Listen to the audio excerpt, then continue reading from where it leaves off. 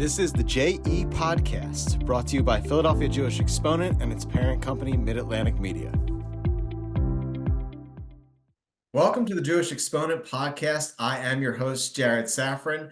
I am here today with Rabbi Jay Kornsgold of Bethel Synagogue in East Windsor, New Jersey. Central Jersey, near Princeton, I think is a good reference point for people in the Philly area, right, Rabbi? 100%, and we're glad that you said Central Jersey, because our friends up north always say South Jersey.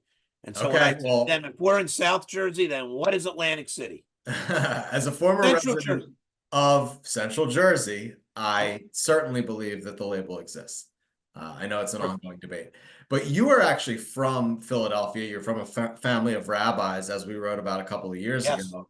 And I see in your profile on your synagogue's website that you have maintained your status as a Philly sports fan despite your move to sort of New York, Jersey, right? Absolutely. By the way, I'm not the only one. Yeah. Although there are many New York sports fans here. There's a contingent of Philadelphia people, whether it's Eagles or Phillies or Flyers or Sixers. And, listen, I am a Philadelphia sports fan, but you'll ask anybody who ever has to go to New York for a game, it's always easier to go to Philadelphia anyhow than to go to New York. Yeah. But no, I actually was at the Super Bowl, not this year, last year, when the Eagles unfortunately didn't make it. But I've been at World Series games for the Phillies. I was at the 2008 double. Remember that day? We had the last game. It was 2 days because of the rain. I was there. Yeah. Yep. I'm a Philadelphia fan through and through. Good. We'd love to hear it. So we're having you on today, Rabbi Kornsgold, because you are about to become the president of the Rabbinical Assembly, which is the International Association of Conservative/Masorti Rabbis. It's the conservative movement in the U.S. and Canada, Masorti everywhere else. It has 1,700 members or so, really represents the conservative Jewish movement worldwide, conservative/Masorti. So we hear a lot about these rabbinical associations with the different denominations in Judaism, but I think the average Jewish person, such as myself or synagogue congregant, might not know what these associations do. You're going to be running one soon. So big general question here. What do they do? What are you going to do in that role? So no, that's actually a great question. And I have to say that recently I had a congregant at my congregation who came up to me and said, wow, it sounds like a very nice honor. So tell me exactly, what is the Rabbinical Assembly? What do you do? So this is a great question. Yeah. So the Rabbinical Assembly, as you mentioned, is almost 1,700 rabbis associated with the conservative Masorti movement throughout the world. And, on one level, it's the rabbinical address for the conservative Masorti movement. Mm-hmm. So one of the things that we do is we do continuing educational programs, continuing education, I would say, for our members. We do a lot of those kinds of things, so that rabbis get certain skills that they may not have got. Rabbinical school, you can only get so much, and the world changes. Nobody prepared us for COVID. Right. We didn't take that class. Even for the students who just graduated, 5 years ago, my assistant rabbi and my congregation started the summer of 2019. Oh, yeah. Right. And then 6 months later, the fun began. So we do those continuing education is a big area that the Rabbinical Assembly does. Another area that we do is that we are the rabbinic voice in all of the various, when the streams of Judaism come together, the various rabbinical organizations, Orthodox, Conservative, Reform, Reconstructionist. We're a member of the Conference of Presidents of Major American Jewish Organizations, with the other 50 or so organizations. In addition to that, in addition to the continuing education, we, the Rabbinical Assembly, run a lot of the various committees. One of the, the one that many people know about is the Committee on Jewish Law and Standards, which is the halachic body that deals with Jewish law of the conservative movement. It's not a judicial body like the United States Supreme Court. It's more of an advisory body on the issue of Jewish law, but anything, because the conservative movement is a movement that is based on Jewish law, any kind of rulings and recommendations go through the Committee on Jewish Law and Standards. One of the things that we're also very involved in is placement of rabbis in conservative Masorti congregations. And one of the issues that we are also dealing with is this whole issue of a shortage of rabbis, which is really going on right now in the world in all of the liberal movements. And so that's one of the other areas that we're actually needing to deal with. And the other thing is that, there's always the issue that comes up, at least in the conservative Masorti movement, about the welcoming of intermarried couples and families. And so there's a working group that has been set up with the Rabbinical Assembly and the United Synagogue of Conservative Judaism, which is our partners, just like we represent the rabbis, they represent the congregations, to talk about, ways to be more inclusive in those areas. So what I'm going to be doing is, we do have a staff, paid staff of about 20 people, led by our CEO, Rabbi Jacob Blumenthal, who serves actually as the CEO of both the Rabbinical Assembly and the United Synagogue of Conservative Judaism.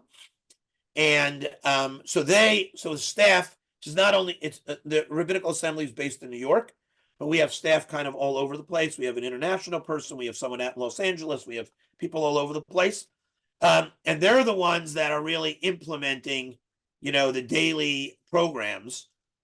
I basically am going to be the lay head. Mhm. So like something I think that people will can understand and that will make sense, I think, is that, think of a shul president, and the shul president's kind of in charge of, is the head lay person, whereas the rabbi would be the head professional. And so my job is, to run our executive council meeting, which is our board, or our administrative committee meetings, which is our executive committee, and then to deal with, all the issues that we can't even know what's going to come up. But no, I mean, there's always issues. There's issues with congregations, there's issues with rabbis, there's issues, we also have an ethics committee, Avad HaKavod, an ethics committee. We obviously take that very, very seriously. So what I would say is that that's kind of the best analogy I can give, like that lay head of a synagogue, and I would be the lay head of this organization. We also have a vice president, a treasurer, a financial secretary, a recording secretary, and then we have about 30 board members. Yeah. And our board members are from all over the United States, all over the world, actually. And we meet on Zoom, we meet in person. We talk about all these, various issues, whether it's the code of conduct, or we discuss, whether it's issues related to intermarriage, or, all those kinds of placement, all of those kinds of issues. Yeah. So what would you say, it's interesting that you're going to become a leader of the global conservative movement in a way, because I think out of the denominations, the conservative one is, I would say, the most undefined to the outsider in this era. I think a lot of people have trouble differentiating it from Reform Judaism these days. So what do you think are the biggest challenges for conservative Judaism moving forward? Is it adjusting to post-COVID synagogue life? Is it losing synagogue members? Is it a shortage of rabbis? Is it the branding issue I just mentioned? Is it, so what would, is Yes, it? yes, and yes? Is that a yes, yes, and yes? Embracing intermarriage and the struggle to define the way in which the conservative movement wants to do that. What would you say it is? So a lot of stuff. there is a lot of stuff. I mean, I do agree with you that, and I think you actually hit it right on the head, actually, that the conservative movement has had kind of a branding issue, probably for God knows how long, so to speak. And listen, I think in 2024, we have a bigger problem because of that word conservative, because the American politics is so, you're liberal, you're conservative. And like, if you say, I am depending who you're talking to. Mhm. If I say I am the president of the Rabbinical Assembly, the International Association of Conservative, and then I say big C versus small c, I don't know if, I understand what that means. Right. You understand what that means. Not sure the average person necessarily understands what that means. So, I mean, look, when the conservative movement was founded, the idea of conservative Judaism was exactly that, was to conserve Judaism, Mhm. right? And so one of the things, and I think this is actually going to be one of the challenges, one of the mottos of the conservative movement is tradition and change. So that we look, whenever we make a ruling, we look at this is why I mentioned to you the Committee on Jewish Law and Standards before. We look at what Jewish law says, and we try to apply Jewish law to contemporary issues and contemporary societies. And sometimes you can do that. Sometimes, you can only move the law in a certain way. But what I would say is that one of our challenges, I'm not saying the biggest, but since we're talking about branding, is this issue of branding. And I think one of the messages that I would like to see us get out there is that we are a movement, and this is where I do think we differ big time from the Reform movement. Whereas the Reform movement, it does not consider itself a movement steeped in Jewish law. The Reform movement would say, and I'm not saying anything that, they say that, I'm repeating what they say, Jewish law has a vote, but not a veto.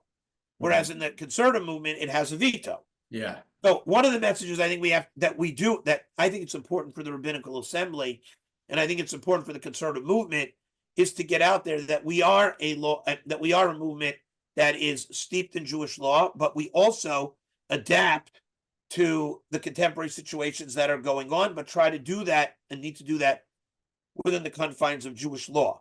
Mm-hmm. I think that's one issue that's an important issue that we deal with. I think another issue that we are dealing with is this issue of shortage of rabbis. Yeah. And it's like it's a major issue because if you have congregants and you have organizations and you don't have rabbis, and again, as I said earlier, it's all amongst the liberal movements. And I think we're really trying to figure out, and we're really spending a lot of time on this, to really try to figure out,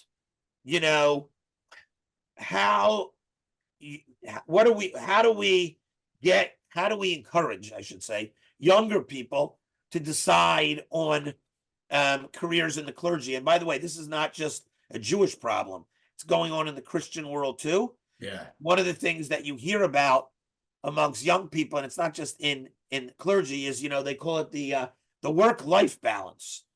And obviously, if you're a congregational rabbi, particularly versus like a camping rabbi or education rabbi, who also have crazy hours also, but the congregational world, which is one of the places where we want to be able to fill, all of the jobs, is that if you're a rabbi in a congregation, you don't know, things happen, Right. life happens, so to speak. Right. So I think that's another area.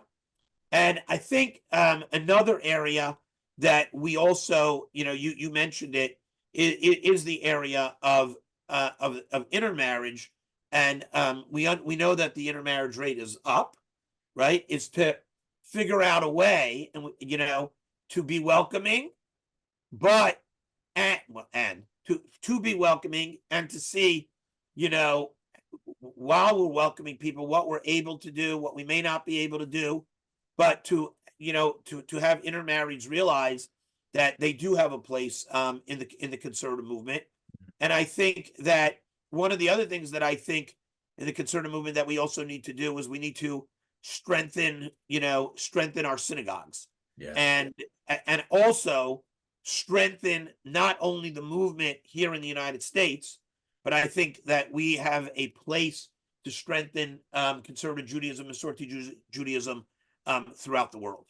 So there seem to be two types of Jews in America today. There are those who are religious. Orthodox numbers have gone up in recent years. Correct. But then there are still the classic, at least in post-World War II American life, cultural Jews who want their children to understand that they are Jewish. They want them to be steeped in Jewish community. Maybe they start going to synagogue when the kids are in preschool and then continue it all the way up. Right. A lot of times those Jews are going to just choose a Reform synagogue. So how do you whereas the Orthodox Jews will choose a more strict community in terms of its adherence to Jewish law. So how do you overcome that problem? Well, I think, look, I think that we have a lot of wonderful concerted synagogues that are doing, that are doing, great work in bringing Jews into their congregations. I think ultimately the goal, what has to happen is that one of the goals I think has to be that our synagogues need to be welcoming places Yeah. that people, look, there are people that belong to Reform synagogues who may not necessarily even belong, like they belong, but they might not actually, if you actually had a conversation with them, they probably should belong to a conservative synagogue, and maybe they just don't really understand what conservative Judaism is about. And at the same time, there are clearly people that belong to conservative synagogues might need to, that maybe their philosophy or ideology might belong better in the Reform synagogue. So I think that one of our messages out there has to be to have our synagogues be welcoming, and for us to get the message across as to why conservative Judaism would be for them, and why conservative Judaism is something that, in practicing your Judaism from a conservative perspective, you're able to participate in Jewish life, but also be living in the modern world, but also understanding that from a conservative perspective, that there are, certain values that are really important. One of the things that I didn't mention, which I want to mention, and that actually goes to your question, is that one of the things, and you probably know this, that when you hear the word social justice, people say, "Oh, that's reform," right? You right? Reform movement. I mean, they have the Religious Action Center in Washington. So the fact of the matter is, and I chaired the Social Justice Commission of the Rabbinical Assembly for almost 10 years. Okay. So the point is, we do social justice, right? It's a matter of now getting the word out there, right? And one of the things that we've been talking about for years is to get a conservative movement presence, whether it's in Washington, D.C. or another location. We don't have like a full-time staff that deals with social justice issues. And that is actually one of the goals that I want to actually put into place during my presidency, to really put ourselves on the map. And one of the things that, and that is going to be one of the things that we're going to be doing. We received a bequest of, of almost $5 million. And as part of that bequest, was an anonymous bequest. As part of that, 3 million of it is supposed to actually be spent on social justice work. So we want to get that message out there, and that also bridges the gap with what you said before about how do you get people into the building. And people like to do, acts of gemilut chasadim, acts of loving kindness, social justice work, tikkun olam, and that will be another way, I think, if we can get that message out there, to bring people into the conservative movement. So it seems like, L'dor Vador and Tikkun Olam are Jewish principles in any denomination. But Indeed. It seems like L'dor Vador is more important in the Orthodox world, whereas Tikkun Olam is more important in the Reform world. Where would you say the conservative movement falls in that? I actually think it falls right there in the middle of both, because from a conservative movement perspective, we believe that the ritual mitzvot, I'll call that through the L'dor Vador, if I want to do like a homiletic license. L'dor Vador, representing from generation, since you mentioned orthodoxy, that's the ritual kind of mitzvot, and Tikkun Olam is the ethical mitzvot. And from the conservative Masorti movement, we think that they're both equal, right? That we want Jews to be able to observe the ritual mitzvot, but also to observe the ethical mitzvot. So I would say that and I think, look, here's the thing. you've keyed in on something that we obviously realize in the conservative movement and that we talk about at our meetings all the time, Yeah. which is that the center is always the hardest, Yeah. right? So if you're on the left, you do what you do. If you're on the right, you do what you do. Yeah. Trying to hug the center is, I think, very difficult. And I think that every day we try to figure out how we can hug the center to be able to appeal to people more on the right, to appeal to people on the left. And I think that actually is one of the hallmarks and one of the beauties of the conservative movement, that we're able to, find. I think that, here's what I think. I think that in politics and in religion, the center has the ability to really bring people together. Yeah. Because you can appeal to people on the left, you can appeal to people on the right. And I think that puts us, the conservative Masorti movement, in a unique position. Yeah, and anyone who would join a Reformed synagogue, say for the preschool, can get that at a conservative synagogue, usually, at least if it's big enough. And anyone who would join an Orthodox community for the religion, can also get that at a conservative community. Absolutely. Yeah. So I forget, how many households do you have in Bethel? Bethel, we have 260 households. Okay. So you're a conservative rabbi. You have a successful conservative synagogue. What made you choose conservatism? So great question. So I grew up, I grew up in Philadelphia. Yeah. In Northeast Philadelphia. And I went as a kid to Beth Jacob day school, which is no longer there anymore.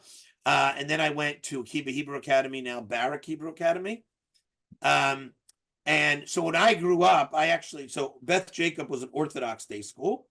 And then when was time to go to high school, one of the reasons that I chose Akiba was because it really, so although, let me say it this way, although we went to an Orthodox synagogue, I would not say we were like completely kind of Orthodox. Wasn't that kind of, we weren't, we didn't drive on Shabbat, kept kosher. But the point is, I would say we were probably more, closer to conservative, like at least philosophically.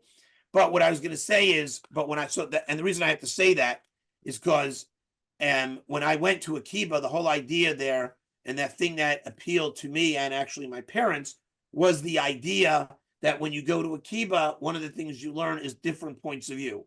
They have Orthodox teachers, conservative, reform, reconstructionists, and then you can make your own decisions. Mm-hmm. So at one point, my parents switched to a more they called it, they used to call them traditional conservative. It was traditional synagogue. Men and women sat together, but this is in the 80s. Women didn't do anything in the synagogue, and then eventually my parents went to a conservative United Synagogue congregation. So when I was in Akiba and it was time for me to go to college, I wanted to continue my Jewish education. And I had a guidance counselor there, Helene Tigay, who said, oh, well, the joint program between JTS, in those days it was called the Seminary College, now they call it the List College, and Columbia University would give you an opportunity to continue your Jewish education and also to go to to Columbia University for your secular studies, and at the end you get 2 degrees. You have a BA in Jewish studies and a BA. So mine was in Talmud and in political science. Mm-hmm. And that idea of being able to do that appealed to me, and I appeared at JTS in 1982. And actually, when I came to JTS in 1982, I had no intention of becoming a rabbi. I wanted to actually I was going to become a lawyer. I was going to go into politics. I changed my mind at some point. Actually, I got accepted to law school and never went. And then I actually worked at JTS recruiting students for this program that I had gone to. But the reason I became a conservative rabbi, the reason I became a rabbi is because it was the whole idea of helping people, of assisting people, of serving as a religious leader, of trying to deal with those things about lack of Jewish education, lack of observance, all those things. And also those issues matter to me, as do the secular issues as well. But the reason I actually became a concerted rabbi is because it is a movement that is grounded in Jewish law, which is something that's important to me, but also understanding that things can change in the contemporary way. And I felt like for me that it was the most intellectually honest, denomination. Yeah. And so that's kind of how it evolved. Makes sense. Now, how have you maintained a successful conservative synagogue in this era? So, so when I got to the synagogue, they had been through a lot of rabbis. So they had a rabbi from 70 to 78, from 78 to 85, 85 to 87, 87 to 92, and 92 to 94. So you could say, like, wow, that's so when I got there, it was kind of really interesting. But one of the things that I've done, so a few things. One of the things that we have done at Bethel is to really have a community that comes out on Shabbat. When I got here, the focus was on the Friday night service. We made the change. We used to have synagogue services at 8 o'clock. Now they're at 6 o'clock on Friday night. And although we get plenty of people when there's like a lot of stuff going on, but on a regular Friday night, it's a much smaller crowd than Shabbat morning. One of the things we implemented on Shabbat morning is that we have, before COVID, there was a lunch every single Shabbat, no matter what. Post-COVID, that's one of the kind of the challenges, by the way, is we do it twice a month at least. And it's not because of COVID, but it's more so because, and I think synagogues struggle with that too, is the whole issue of volunteerism. It's hard to get people to, you got to make tuna fish and egg salad and all those kind of things. We had lay people set up a Shabbat study group that is led by lay people, and now it's led by the assistant rabbi. The other thing that Bethel is very much known for, and that I think is critical, is that we are known in our community. I don't care if you're conservative, reform around here. Everybody knows we're like the warm synagogue. So like you can feel the warmth when you get in. I think that's the thing that attracts people. We have a really, really good religious school. The kids do a lot of stuff on there. Bar bat mitzvah. I mean, I know that this is like a cliche and we use it like it's a Hamish synagogue and people use it because it sounds good, but actually it really does represent what Bethel's about. And the other thing that I think is really important is a presence amongst your congregation, that you have to be there for them in their difficult moments and in their happy moments. Mm-hmm. And to be available and to be there and for them to know that you are there. And so I agree. It's not the kind of thing that happens overnight, but, and also I think there has to be a really, really strong partnership between the lay establishment. Again, now I'm coming in a different role now. Here at the synagogue, I'm obviously the professional, but I have wonderful lay people who I work with who care deeply about the synagogue and who have been great partners for the last, 30 years. Mm-hmm. So when do you take office in your new role? March 19th. All right. And there's going to be less than 3 weeks from yesterday. And the ceremony will be at Bethel, right? The ceremony will be at Bethel on that Tuesday night at 6 o'clock, followed by a dinner that people can sign up for. We're also going to be having our board is going to be here. So it's open to the community. It's open, to anybody that wants to come and I'll be installed, and the other officers and members of the executive council, and person who's actually installing me is my colleague. He's a colleague, a friend, and a mentor, Rabbi Joseph Brody, who I met in 1982 when he was the dean of students at JTS, and he married my wife and I, and he installed me at Bethel in 1994. Oh wow! And now will be installing me as the president of the RA in a few weeks. Enjoy it, Rabbi. Thank you for your time. Appreciate it. Thank you, Jared. Appreciate your time.